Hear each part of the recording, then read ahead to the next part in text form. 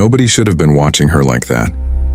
A worn-down man knelt in the scorching midday heat, his eyes fixed on a young woman sitting with both legs draped over a sun-baked rock. From a distance, it was the kind of scene that could get a man run out of a decent town fast.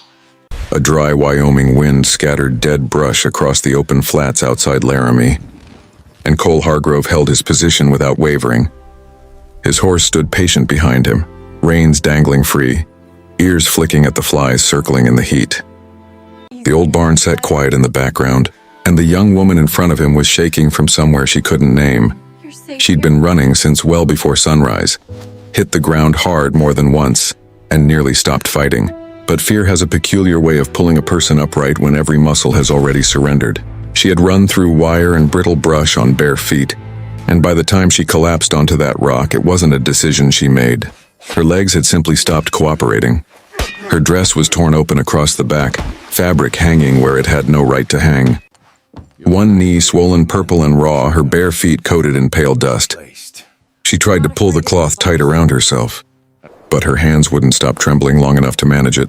Cole stayed put, gave her space, and let the quiet do the work that words couldn't. He'd seen damage before. The war had given him a complete education in what one human being could do to another, and in what silence could build when decent people chose to look away. But this felt different, quieter, cold in a way no fire could reach. She swallowed hard. Her eyes cut toward him once, then snapped away. She wore the expression of someone who had learned to brace for impact around strangers, like whatever came next was simply another thing to survive. Cole peeled off his coat slowly and held it out without closing the distance between them. "Ma'am," he said, his voice low and unhurried. "Nothing bad is going to happen to you right now."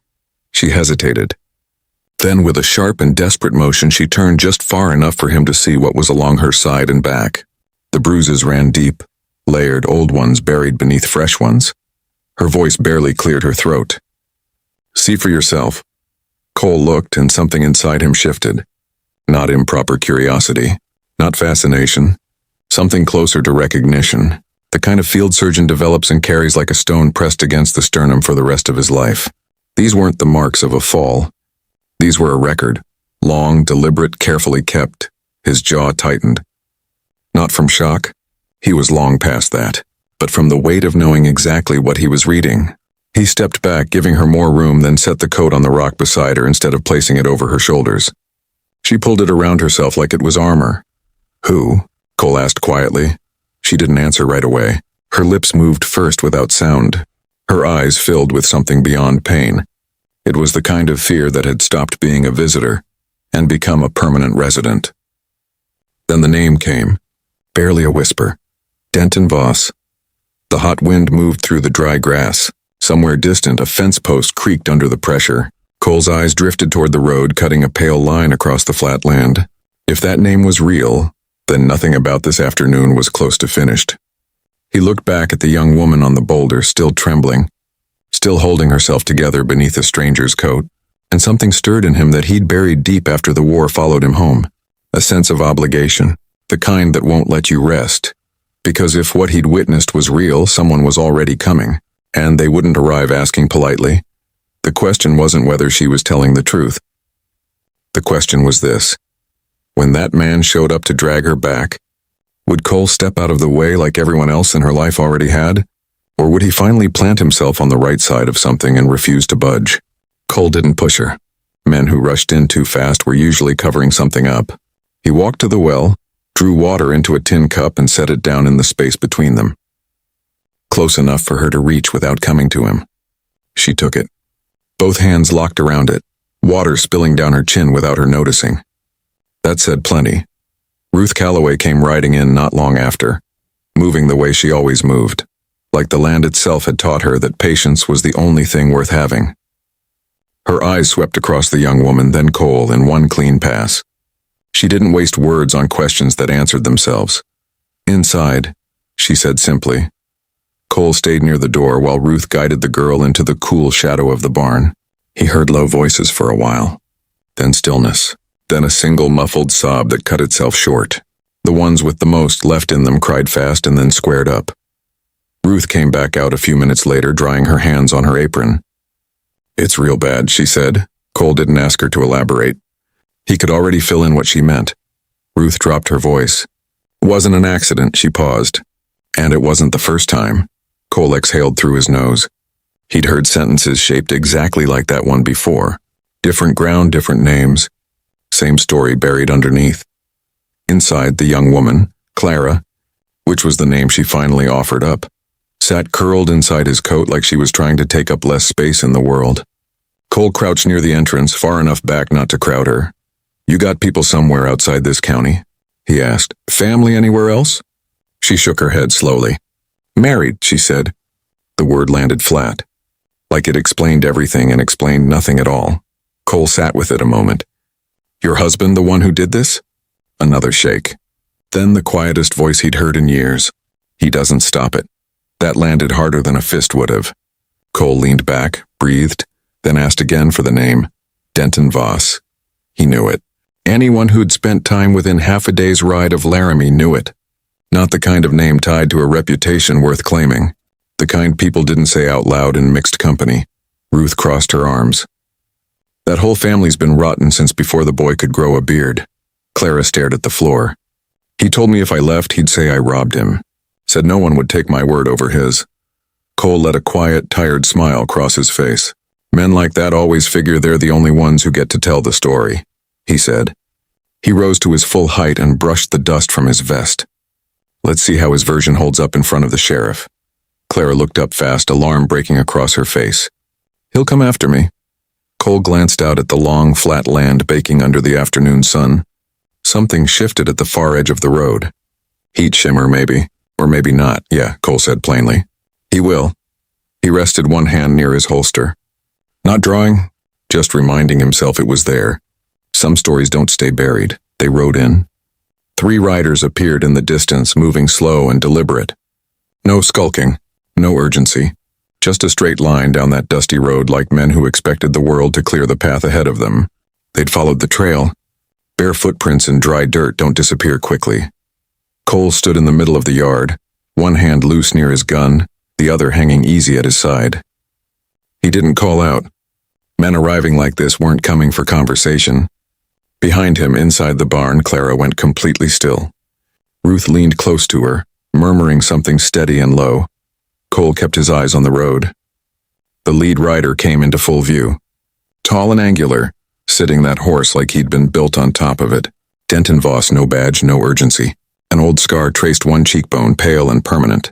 The kind a man earns in bad circumstances and never once mentions. He wore the expression of someone who had decided long ago that the world owed him deference without question. The other 2 spread out slightly as they closed the distance. Not clever men, but loyal ones. Voss brought his horse to a stop several yards short. Didn't dismount. Didn't need to establish anything else. "You've got property on this land that belongs to my kin," he said. His voice was even. That was the unsettling part. Cole didn't step forward. "Only thing on this land," he said, "is what chose to stay here." Voss produced a thin smile. "Girl's married. I reckon you understand how that works?" Cole tilted his head slightly. "Funny thing. Marriage doesn't usually leave marks like the ones I saw." One of the riders behind Voss snorted. "Wrong call." Voss didn't turn, but the sound died immediately. Voss leaned forward in the saddle. "You don't have the full picture," he said. Cole nodded once. "You're probably right," he agreed. "So let's ride into town and tell it to someone who can sort it out properly." Something flickered across Voss's face. Just barely there, but present. "No reason to pull the town into a family matter," he said. Inside the barn, a boot shifted on the wood floor. Clara was still listening. Cole moved one slow step sideways, placing himself directly between the riders and the barn door. "Then I'd suggest you turn those horses around," he said, "before this gets considerably louder than you came prepared for." Voss studied him now, taking real stock of him. An older man, hands relaxed, eyes steady with no fear worth measuring. That troubled him more than a drawn weapon would have. Without a word from Voss, one of the hired men dropped off his horse and moved toward the barn at a quick stride. Cole moved first. Not explosive, precise. He grabbed the handle of a long shovel leaning against the fence post and brought it down in a sharp arc. Caught the man clean across the wrist. Metal on bone. The knife hit the dirt. The second man came in from the right. Cole turned into it. absorbed the blow across his shoulder, then drove his elbow back hard enough to send the man stumbling into the water trough. The pain fired up his arm sharp enough to remind him his body hadn't stayed 20. Water sprayed. The horse sidestepped. Dust billowed. Voss didn't move. He watched. He was the kind of man who spent other people first and only committed himself when the numbers looked right. Then, deliberately and without hurry, he let his hand settle onto the grip of his gun. Cole saw it. He didn't draw his own, because the moment that happened, there was nothing left worth saying. And somewhere just behind him, a young woman was barely breathing, waiting to find out what kind of man Cole Hargrove actually was when things reached the edge. So, the question wasn't whether Voss would draw. The question was whether Cole would act first or wait one breath too long. Cole didn't pull iron, not yet.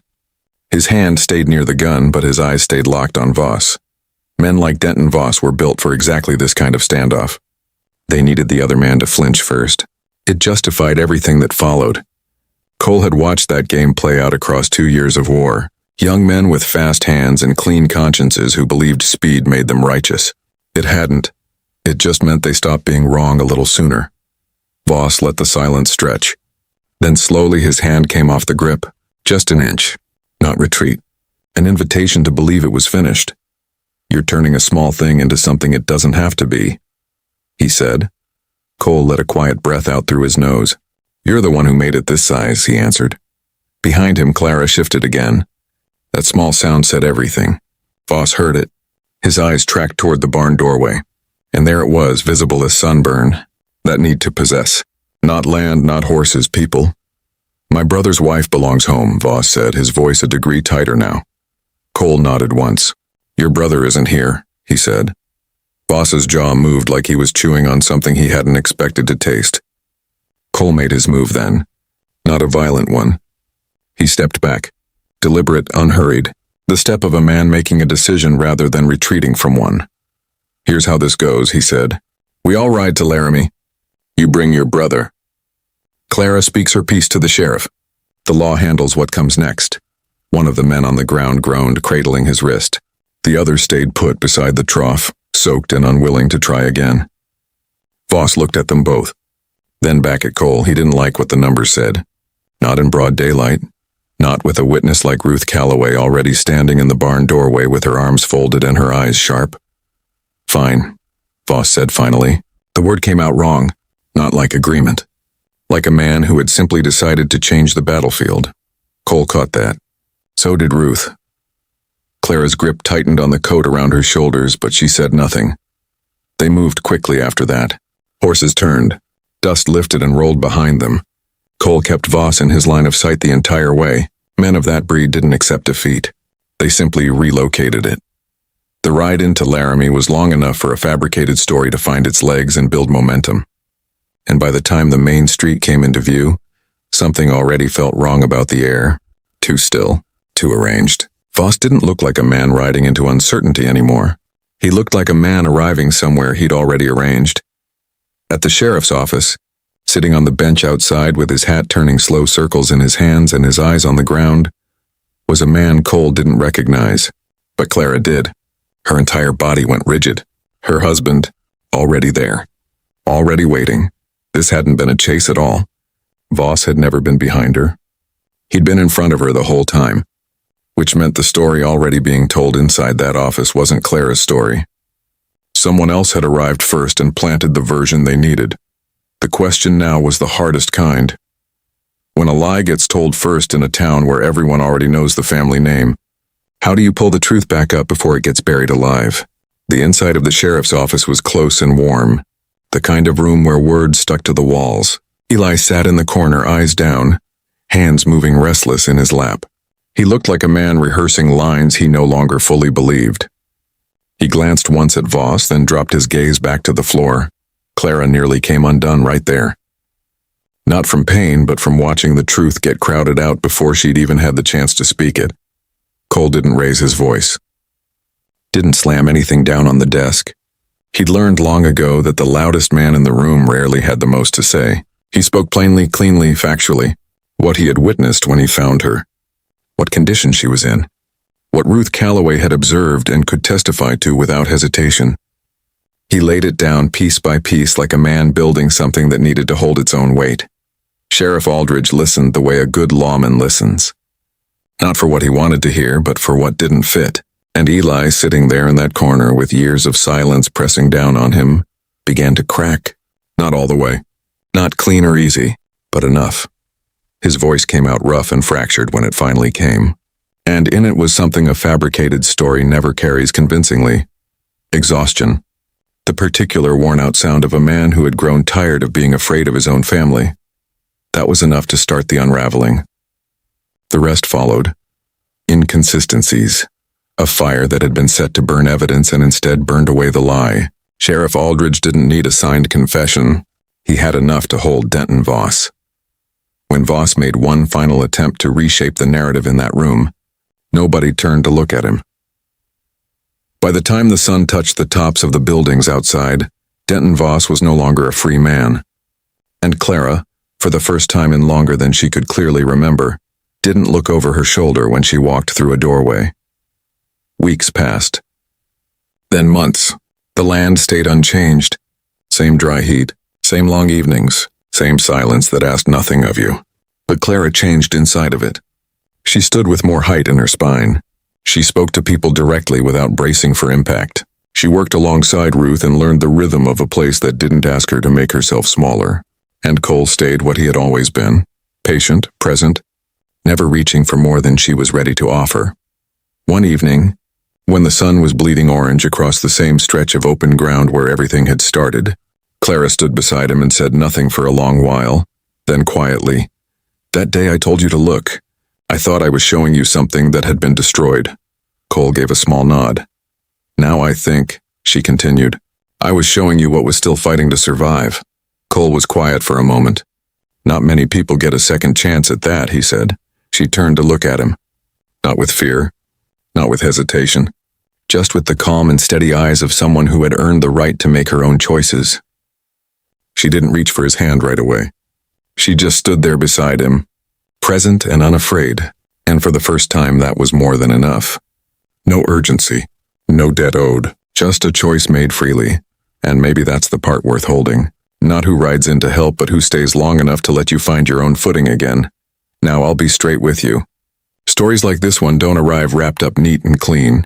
They get gathered, remembered, and shaped, sometimes so the truth inside them can be seen through the dust. If this isn't your kind of story, no hard feelings at all. Go rest, take care of yourself, and we'll cross paths some other time. But if it stayed with you, even just for a minute, sit with it a little longer. Tell me where you're listening from and what time it is wherever you are. I genuinely want to know who's out there on the other end of these stories. And ask yourself this. If you had been standing in that yard when those 3 riders came down the road, which way would you have gone? If this one meant something to you, go ahead and like it and subscribe. There's plenty more worth telling, and I'll be right here when you're ready for the next one.